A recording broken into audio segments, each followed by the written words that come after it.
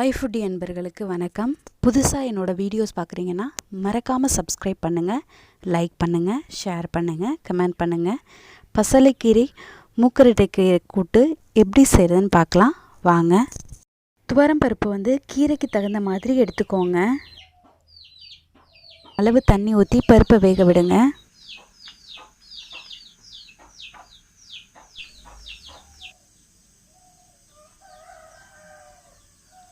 பசலைக்கீரை நிறையா எடுத்துக்கோங்க.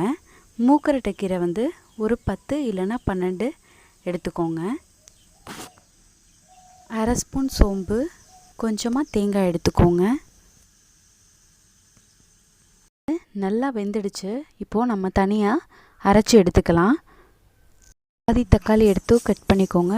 5 சின்ன வெங்காயம் கட் பண்ணிக்கோங்க. ஒரு பச்சை மிளகாய் கட் பண்ணிக்கோங்க.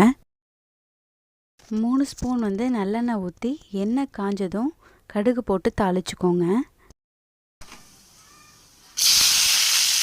தாளித்ததும் வெங்காயம், தக்காளி, பச்சை மிளகாய் 3ஐயும் சேர்த்து நல்லா வதக்கிக்கோங்க.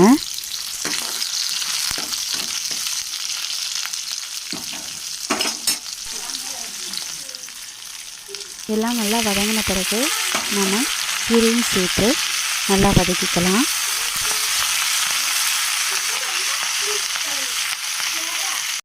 ஒரு ஸ்பூன் மஞ்சத்தூள் சேர்த்து நல்லா வதக்கிக்கோங்க. வதக்கின பிறகு நம்ம அரைச்சி வச்சுருக்கோம் இல்லையா, தேங்காய், சோம்பு, துவரம்பருப்பு, அதை சேர்த்து நல்லா கலந்து விட்டுக்கோங்க. தேவையான அளவு உப்பு சேர்த்துக்கோங்க.